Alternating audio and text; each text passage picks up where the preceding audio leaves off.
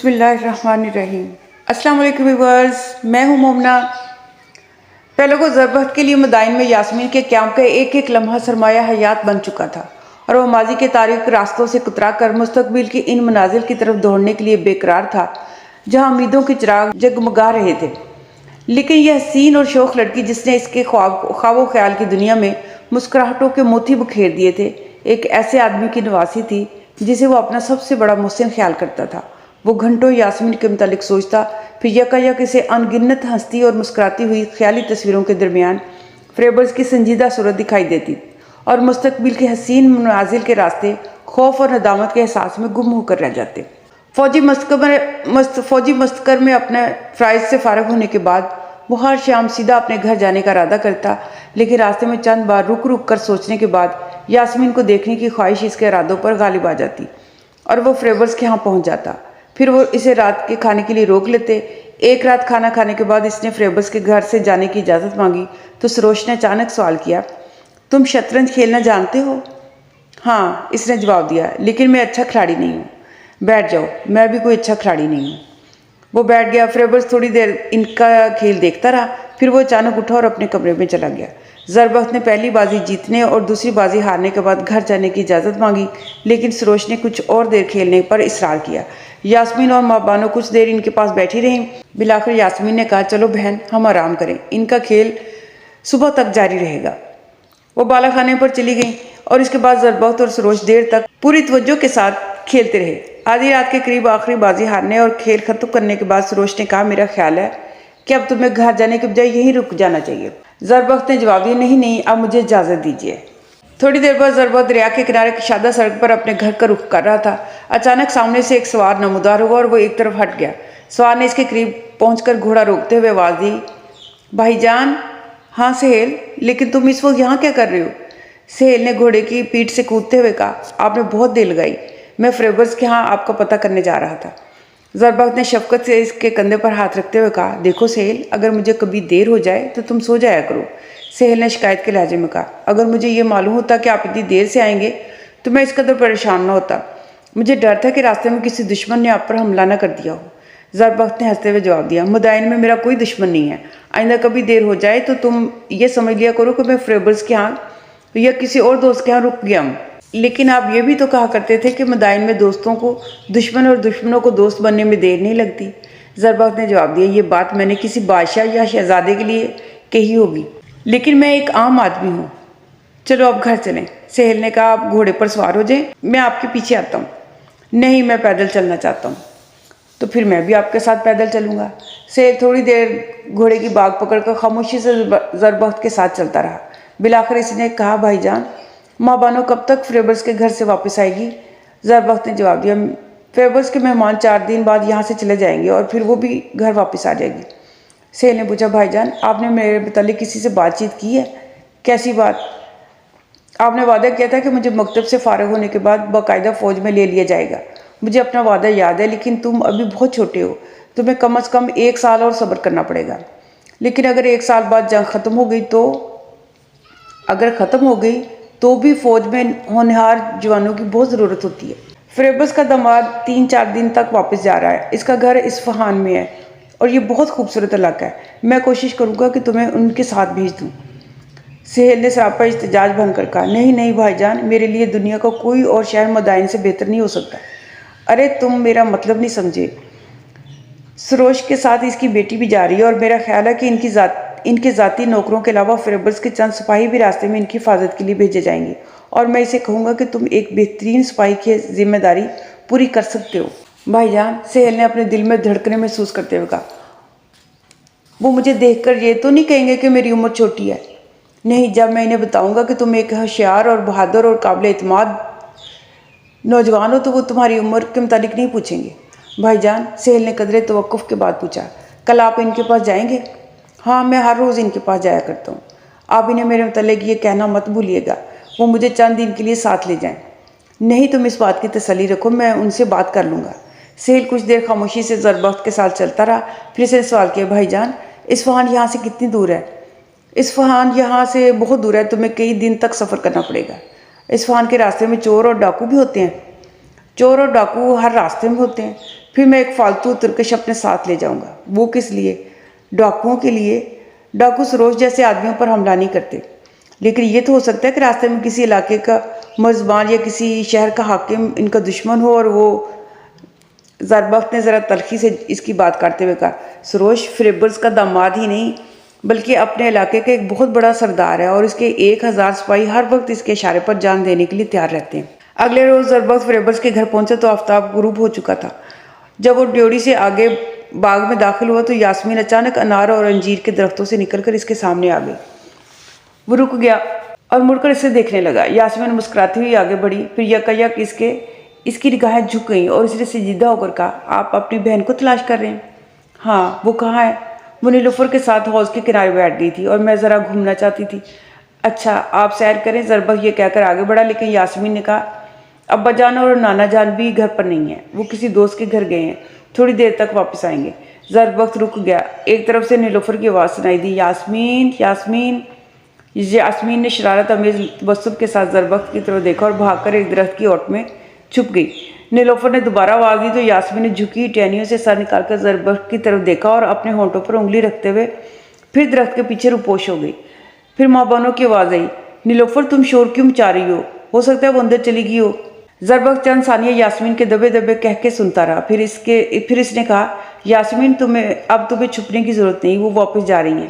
یاسمین کے کہہ کے خاموش ہو گئی۔ زربخت نے قدرے توقف کے بعد آہستہ سے آواز دی، یاسمین، لیکن کوئی جواب نہ آیا تو وہ آپس میں ملے ہوئے درختوں کے نیچے جھک کر آگے بڑھا۔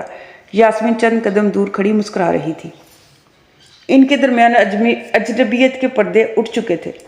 یاسمین نے کہا، میرا خیال ہے کہ میں اصفہان جانے سے پہلے آپ کو یہ نہیں بتا سکوں گی کہ مجھے آپ کا انتظار رہے گا۔ ابا جان کہتے تھے کہ انہوں نے آپ کو اصفہان آنے کی دعوت دی ہے، آپ آئیں گے؟ زربخت مسکرایا، یہ سوال تم ان کے سامنے بھی پوچھ سکتی تھی، میں ضرور آؤں گا۔ آپ بھول تو نہیں جائیں گے؟ تمہیں معلوم ہے کہ میں تمہیں بھول نہیں سکوں گا۔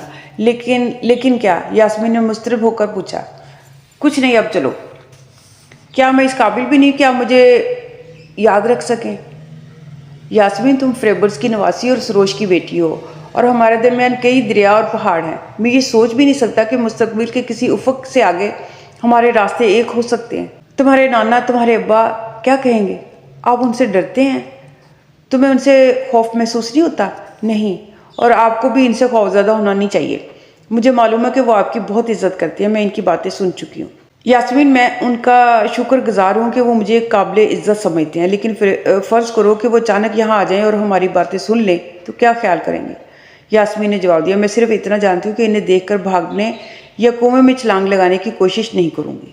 زربخت نے شکست خوردہ لہجے میں جواب دیا، یاسمین، تم ہر لحاظ سے ایک شہزادی ہو اور میری حیثیت ایک لٹے ہوئے مسافر سے زیادہ نہیں، لیکن اگر قدرت کا کوئی معجزہ مجھے اس قابل بنا دے کہ میں تمہارے نانا اور تمہارے ابا کے سامنے کوئی جھجک اور ندامت محسوس کیے بغیر اپنی خواہش کا اظہار کر سکوں تو میرا پہلا اور آخری سوال تمہارے متعلق ہوگا۔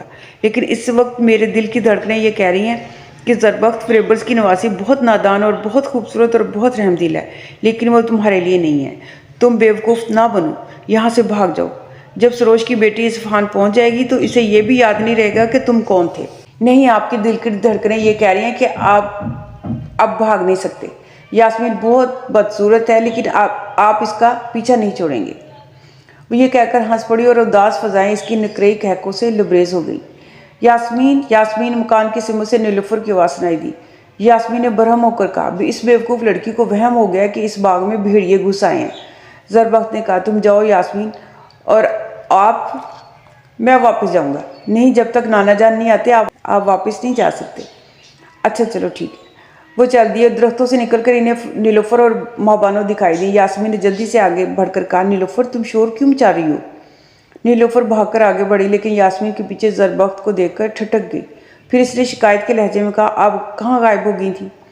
اس نے ہنستے ہوئے جواب دیا، میں دریا میں چھلانگ لگانے چلی گئی تھی اور راستے میں مجھے یہ مل گیا اور یہ مجھے واپس لے آئے۔ ماں بانو نے آگے بڑھ کر کہا، تمہیں نیلوفر کو پریشان نہیں کرنا چاہیے، اس نے مکان کا ایک ایک کونا چھان مارا ہے۔ یاسمین بولی، سچ کہو نیلوفر، تم واقعہ پریشان تھی؟ نیلوفر نے جواب دینے کے بجائے منہ پھیر لیا، لیکن جب یاسمین آگے بڑھ کر اس کے ساتھ لپٹ گئی تو وہ بھی اپنی ہنسی ضبط نہ کر سکی۔ چند منٹ بعد زربخت ملاقات کے کمرے میں یاسمین اور ماں بانو کے ساتھ بیٹھا باتیں کر رہا تھا۔ اچانک یاسمین نے کہا، ارے میں آج ایک بات پوچھنا بھول گئی۔ حسان کون ہے؟ اگر کمرے میں اچانک کوئی ڈاکو ننگی تلوار لیے داخل ہو جاتا تو بھی شاید وہ دونوں بہن بھائی اس قدر پریشان نہ ہوتے جس قدر وہ حسان کا نام سن کر پریشان ہوئے۔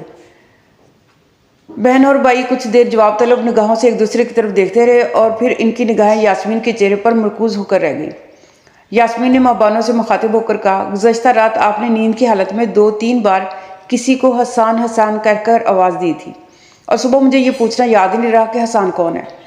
ماں بانو اضطراب کی حالت میں اٹھ کر کھڑی ہو گئی اور کمرے سے باہر نکل گئی اور زربفت نے کہا، حسان ہمارا ایک بدترین دشمن تھا۔ یاسمین نے کہا، لیکن لوگ اپنے بدترین دشمن کو خواب میں اس قدر بے قرار ہو کر واضح نہیں دیتے۔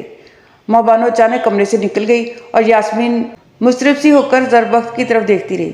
پھر اس نے اٹھ کر کہا، مجھے معلوم نہ تھا کہ وہ اس قدر پریشان ہوگی، ورنہ میں اس کے سامنے یہ نام نہ لیتی، میں اسے بلا لاتی۔ نہیں تم بیٹھ جاؤ، اس وقت اسے پریشان کرنا مناسب نہیں۔ تم نے جس آدمی کا نام لیا تھا ہم اسے اپنے باپ کا قاتل سمجھتے ہیں۔ ممکن ہے کہ ماں بانو نے خواب میں ان سے رحم کی درخواست کی ہو۔ یاسمین نے کہا، مجھے افسوس ہے، کاش میں اسے یہ خواب نہ یاد دلاتی۔ وہ زندہ ہے؟ مجھے معلوم نہیں۔ آپ کی بہن کو کہیں اس بات کا رنج تو نہیں کہ آپ نے اپنے باپ کے قاتل سے انتقام نہیں لیا؟ اگر وہ زندہ ہے تو میری بہن کو زیادہ عرصہ اس بات کا افسوس نہیں رہے گا۔ میں اس کے پاس جاتا ہوں۔ زربفت یہ کہہ کر اٹھا اور کمرے سے باہر نکل گیا۔ بالا خانے کی سیڑھیوں پر چڑھنے لگا۔ تھوڑی دیر بعد وہ ماں بانو کے کمرے میں کھڑا تھا۔ وہ سر جھکائے کرسی پر بیٹھی ہوئی تھی۔ زربفت نے آگے بڑھ کر اس کے سر پر ہاتھ رکھتے ہوئے کہا، میری بہن تمہیں اس قدر پریشان نہیں ہونا چاہیے۔ یاسمین نے شرارت سے اس کا ذکر نہیں کیا تھا۔ اسے کیا معلوم کہ حسان کون تھا؟ ماں بانو نے اپنے بھائی کی طرف دیکھا، اس کی آنکھوں میں آنسو چھلک رہے تھے۔ زربفت کچھ دیر خاموش کھڑا رہا، پھر اس نے کہا، یاسمین کو تمہارے متعلق کوئی غلط فہمی نہیں ہوئی۔ میں نے اسے سمجھا دیا کہ حسان ہمارا بدترین دشمن تھا۔ وہ آئندہ تمہارے سامنے اس کا ذکر نہیں کرے گی۔ اب نیچے چلو۔ بھائی جان آپ جائیں، میں ابھی آتی ہوں۔ تیسرے روز علل صبح زربفت سہیل کے ساتھ فریبرز کے گھر پہنچا تو 20 مسلح آدمی جو سروش کے ساتھ اصفہان جا رہے تھے وہ دروازے سے باہر اپنے گھوڑوں کی باگیں تھامے کھڑے تھے۔ سامان سے لدے ہوئے 8 اونٹ 10 مسلح سواروں کی حفاظت میں ایک ساتھ قبل روانہ ہو چکے تھے۔ زربفت اپنے گھوڑے سے اتر کر اس کی باغ ایک نوکر کے ہاتھ میں دیتے ہوئے سہیل کی طرف متوجہ ہوا۔ سہیل تم یہیں ٹھہرو، میں ابھی آتا ہوں۔ اور سنو، میں تمہیں ایک بار پھر تاکید کرتا ہوں کہ تمہیں کسی حالت میں بھی ان لوگوں کے سامنے اپنے بھائی کا ذکر نہیں کرنا، اور تمہیں کسی کے سامنے بالخصوص فریبرز کی بیٹی کے سامنے اپنی پچھلی کہانی بیان کرنے کی ضرورت نہیں ہے۔ سہیل نے جواب دیا، بھائی جان آپ مطمئن رہیں، مجھے آپ کی نصیحت نہیں بھولے گی۔ زربفت کچھ اور کہے بغیر دروازے کی طرف بڑھا تو چند قدم دور سروش اور فریبرز دکھائی دیے۔ ان کے پیچھے یاسمین اور نیلوفر اور اس کے والدین آ رہے تھے۔ وہ رک گیا۔ تھوڑی دیر بعد سروش، یاسمین اور ان کے محافظ اپنے گھوڑوں پر سوار ہو گئے۔ زربفت نے سروش سے مصافحہ کرتے ہوئے کہا، میں سہیل کو لے آیا ہوں اور اسے اصفہان دیکھنے سے زیادہ اس بات کی خوشی ہے کہ اسے پہلی بار فوجی مکتب سے باہر کوئی ذمہ داری سونپی گئی ہے۔ سہیل جنگ میں شریک ہونے کے لیے بے قرار ہے، لیکن فوج میں کوئی اہم عہدہ حاصل کرنے کے لیے اس کی عمر چھوٹی ہے۔ اگر اسے اصفہان کی آب و ہوا راس آ گئی تو کچھ عرصہ آپ کے پاس رہے گا۔ سروش نے سہیل کی طرف دیکھتے ہوئے کہا، میں نے اپنا لشکر تیار کرنے کے لیے 2 ماہ کی مہلت مانگی ہے اور اس عرصہ میں اسے اداس نہیں ہونے دیں گے۔ اگر مجھے شہنشاہ کا بلاوا آ گیا تو میں اسے اپنے ساتھ لے جاؤں گا، لیکن اگر مسلمانوں کے خلاف ہماری جنگ اس سے پہلے ختم ہو گئی تو اصفہان میں دلچسپی کے کئی اور سامان موجود ہیں۔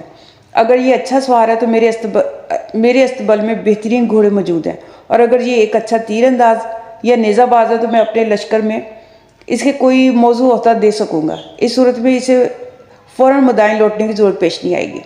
زربفت نے یاسمین کی طرف دیکھا، لیکن اسے کچھ کہنے کی ضرورت نہ ہوئی۔ وہ مسکرا رہی تھی اور اس کے ساتھ ہی اس کی خوبصورت آنکھوں میں آنسو بھی چھلک رہے تھے۔ سروش نے گھوڑے کو ایڑ لگائی اور یہ مختصر سا قافلہ وہاں سے روانہ ہو گیا۔ پیارے لوگوں، آج کے لیے اتنا کافی ہے۔ اگر آپ قافلہ حجاز سٹوری کو مزید جاننا چاہتے ہیں تو اس کے لیے نیکسٹ ایپیسوڈ دیکھنا بہت ضروری ہے۔ اپنا بہت سارا خیال رکھیے گا اور مجھے دعاؤں میں ضرور یاد رکھیے گا۔ اللہ حافظ۔